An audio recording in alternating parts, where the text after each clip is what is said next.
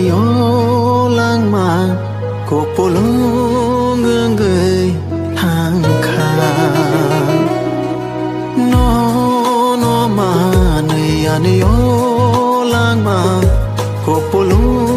ngương người hàng khang nâng xa mau tông ghi khắc sang mà na tay mong xa thay